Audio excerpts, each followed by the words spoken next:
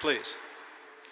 Today is Constitution Day, a day in which we celebrate the work of genius that's preserved in these very halls.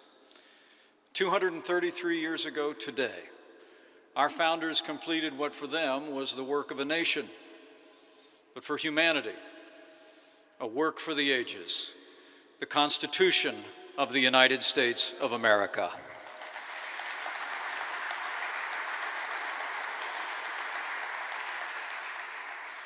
For the first time in history, a government was founded by we the people to form a more perfect union, establish justice, ensure domestic tranquility, provide the common defense, promote the general welfare, and secure the blessings of liberty for themselves and their posterity. John Adams, our first vice president, aptly described our Constitution in his words as, quote, the single greatest effort of national deliberation that the world has ever seen. And so it was. But we all know the summer of 1787 didn't just happen. It was preceded by the summer of 1776 and the signing of our Declaration of Independence, whose magisterial words continue to echo into our time, that we as Americans hold certain truths to be self-evident, that all men are created equal and endowed by their Creator with certain inalienable rights, and that among these are life and liberty and the pursuit of happiness. With those words, America laid the foundations for a government whose purpose, in the words of President Abraham Lincoln, was, and I quote, to elevate the condition of men, to lift artificial weights from all shoulders, to clear the paths of laudable pursuit for all. As the words inscribed on the walls of these national archives read, this building holds in trust the records of our national life and symbolizes our faith in the permanency of our national institutions. The Declaration of Independence and the Constitution are the greatest charters of freedom the world has ever known.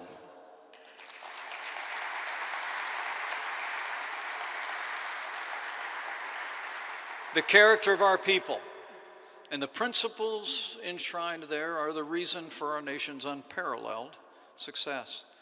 And they remain the greatest bulwark against tyranny in history. And the reason is simple. Our founders knew history. Sadly, we live in a time when too many are forgetting history today. Thomas Jefferson warned that, quote, if a nation expects to be ignorant and free in a state of civilization, it expects what never was and never will be. But sadly, we live in a time when some seek to erase our history and deny our nation's relentless march toward a more perfect union. As President Trump has observed, in too many of our schools and universities, millions of young people are educated by those who seek to wipe out our history, defame our heroes, erase our values, and indoctrinate our children. But we gather here today, soon to hear from the President of the United States, as Americans who are committed to affirming the greatness of this nation and the ideals of our founders.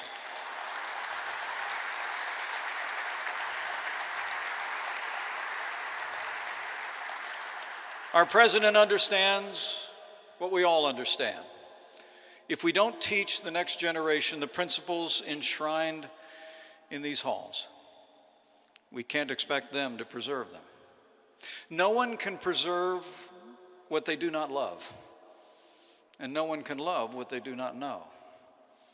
That's why on this Constitution Day, our president will reaffirm our commitment to the principles and liberties that this administration has championed from day one, and take measurable steps to ensure that future generations will continue to understand the historical and philosophical roots of our nation. What we do here today is a part of our ongoing commitment to ensure that the rising generation will be able to do their part, as we know they will, to preserve, protect, and defend the Constitution of the United States. And this we know they will do, because these principles are not just enshrined in these national archives, they're enshrined in the hearts of the American people. And I know these great principles will prevail because, like our president, I have faith in the American people. And I have faith that he who guided our founders on this day 233 years ago guides us still. For as the father of our Constitution, James Madison, reflected on this day, and I quote, "It is impossible not to perceive in it a finger of that almighty hand which has been so frequently and signally extended to our relief at critical stages of the revolution." So it's Constitution Day in America. And with gratitude to all of those who have gone before, and gratitude to all of you who are gathered here, who love and cherish our heritage of freedom, with gratitude to God who has ever guided the destiny of this land, and gratitude to a president who has ever championed the freedoms and ideals enshrined in this place, it is now my high honor and distinct privilege to introduce to you the 45th President of the United States of America, President Donald Trump.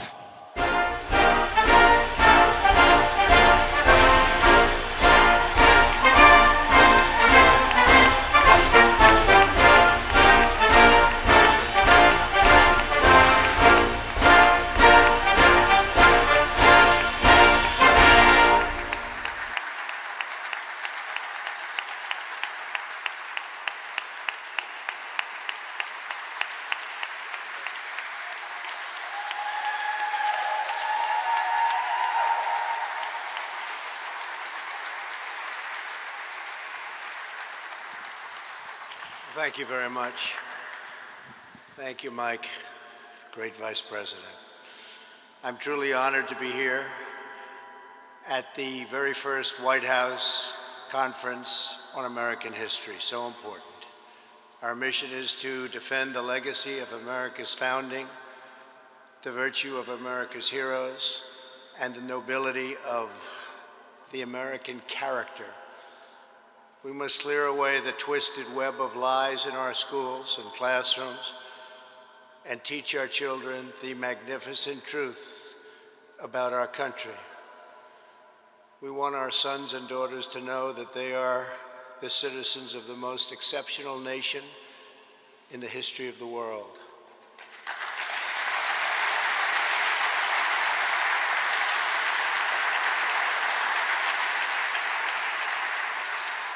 To grow up in America is to live in a land where anything is possible, where anyone can rise, and where any dream can come true, all because of the immortal principles of our nation's founders, inscribed nearly 2.5 centuries ago. That's why we've come to the National Archives, the sacred home of our national memory. In this great chamber, we preserve our glorious inheritance, the Declaration of Independence, the Constitution, the Bill of Rights. On this very day in 1787, our founding fathers signed the Constitution at Independence Hall in Philadelphia. It was the fulfillment of 1,000 years of Western civilization. Our Constitution was the product of centuries of tradition, wisdom, and experience. No political document has done more to advance the human condition or propel the engine of progress. Yet as we gather this afternoon, a radical movement is attempting to demolish this treasured and precious inheritance. We can't let that happen.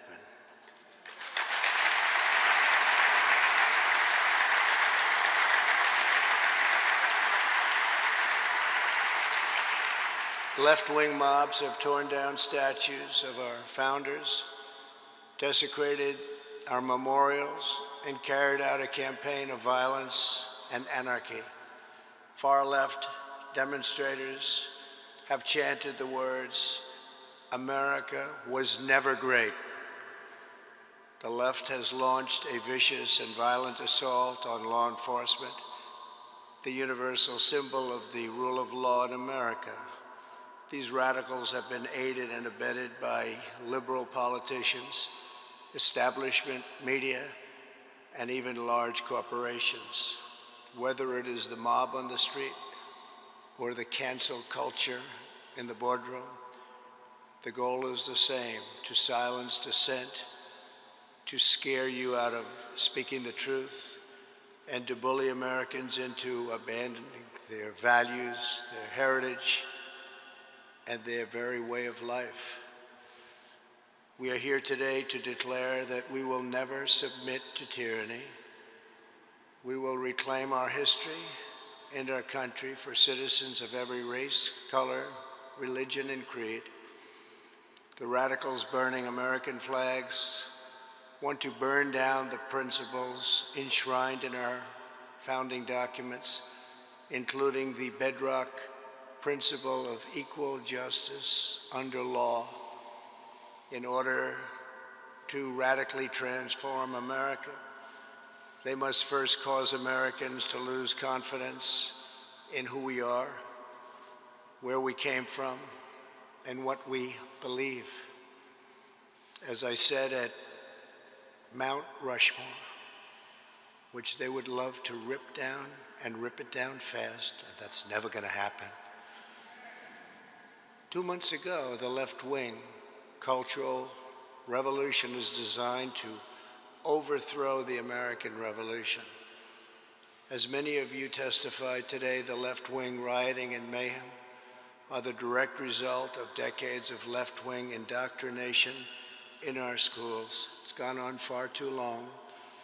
Our children are instructed from propaganda tracks like those of Howard Zinn that try to make students ashamed of their own history.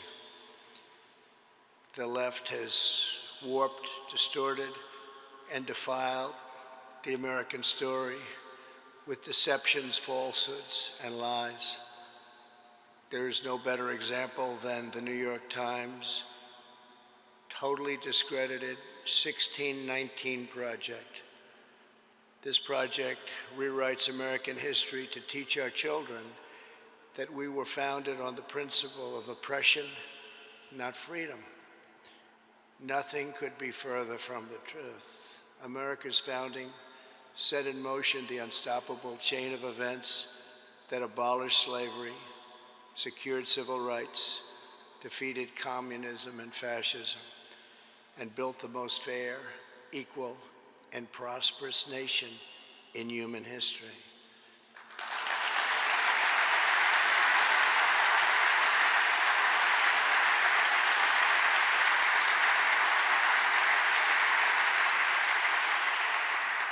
The narratives about America being pushed by the far left and being chanted in the streets bear a striking resemblance to the anti-American propaganda of our adversaries, because both groups want to see America weakened, derided, and totally diminished. Students in our universities are inundated with critical race theory. This is a Marxist doctrine, holding that America is a wicked and racist nation, that even young children are complicit in oppression, and that our entire society must be radically transformed. Critical race theory is being forced into our children's schools. It's being imposed into workplace trainings, and it's being deployed to rip apart friends, neighbors, and families. A perfect example of critical race theory was recently published by the Smithsonian Institution. This document alleged that concepts such as hard work, rational thinking, and the nuclear family and belief in God were not values that unite all Americans, but were instead aspects of whiteness. This is offensive and outrageous to Americans of every ethnicity, and it's especially harmful to children of minority backgrounds who should be uplifted, not disparaged. Teaching this horrible doctrine to our children is a form of child abuse in the truest sense of those words. For many years now, the radicals have mistaken Americans' silence for weakness, but they're wrong. There is no more powerful force than a parent's love for their children, and patriotic moms and dads are going to demand that their children are no longer fed hateful lies about this country. American parents are not going to accept indoctrination in our schools, cancel culture in our work, or the repression of traditional faith, culture, and values in the public square. Not anymore.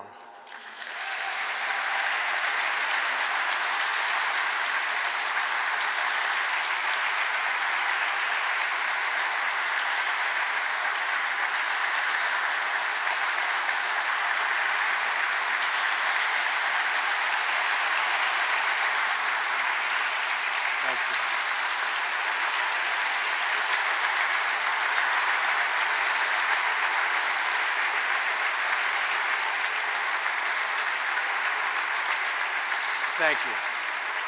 Thank you very much.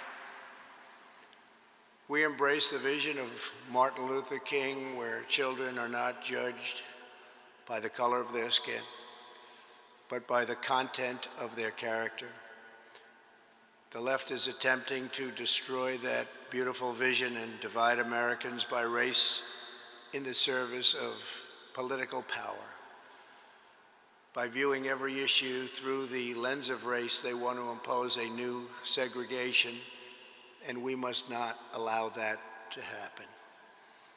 Critical race theory, the 1619 Project, and the crusade against American history is toxic propaganda, ideological poison that, if not removed, will dissolve the civic bonds that tie us together, will destroy our country.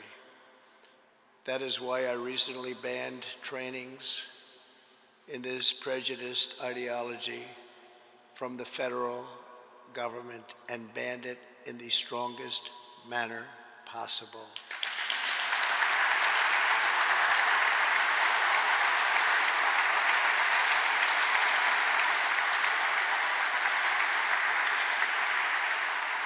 The only path to national unity is through our shared identity as Americans. That is why it is so urgent that we finally restore patriotic education to our schools. Under our leadership, the National Endowment for the Humanities has awarded a grant to support the development of a pro-American curriculum that celebrates the truth about our nation's great history.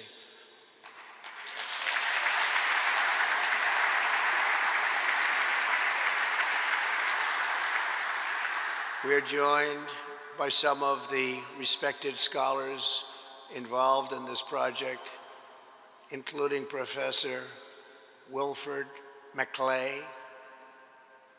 Wilford, please. Thank you very much, Wilford. Thank you.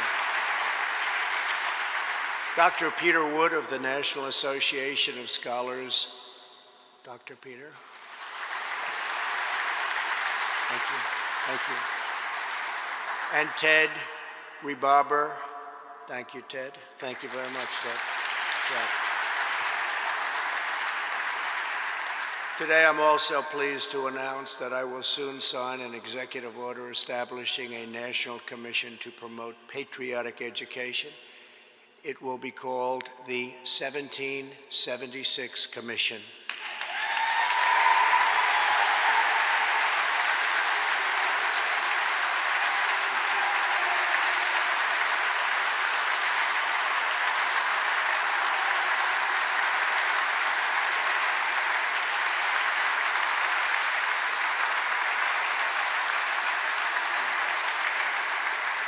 you.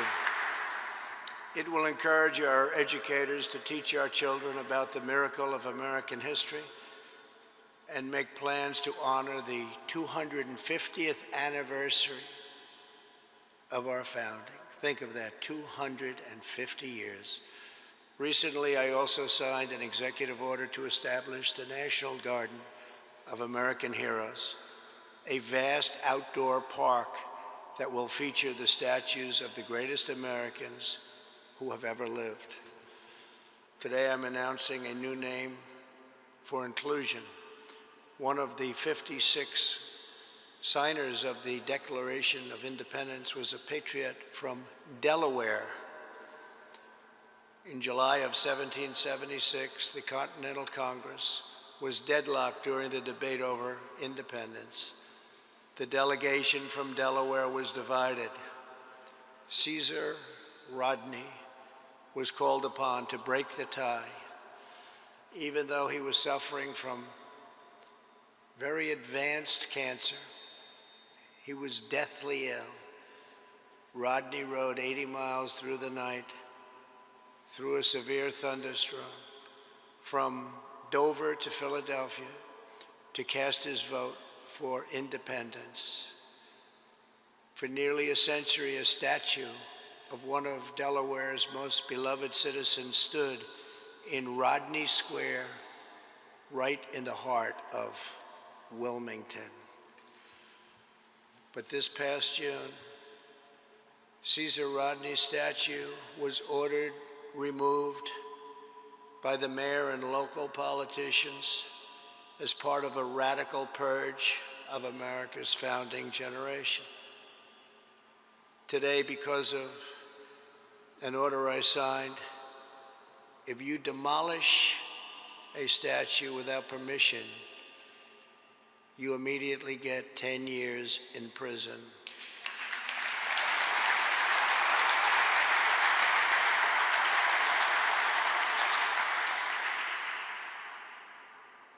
And there have been no statues demolished for the last 4 months, incredibly, since the time I signed that act. Joe Biden said nothing as to his home state's history and the fact that it was dismantled and dismembered and a founding father statue was removed. Today, America will give this founding father, this very brave man who was so horribly treated, the place of honor he deserves. I'm announcing that the statue of Caesar Rodney will be added to the National Garden of American Heroes.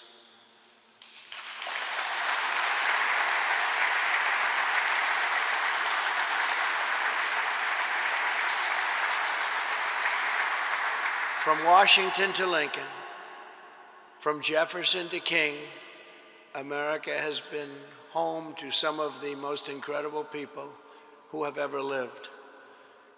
With the help of everyone here today, the legacy of 1776 will never be erased. Our heroes will never be forgotten. Our youth will be taught to love America with all of their heart and all of their soul. We will save this cherished inheritance for our children, for their children, and for every generation to come. This is a very important day. Thank you all once again for being here. Now I will sign the Constitution Day proclamation. God bless you and God bless America. Thank you very much.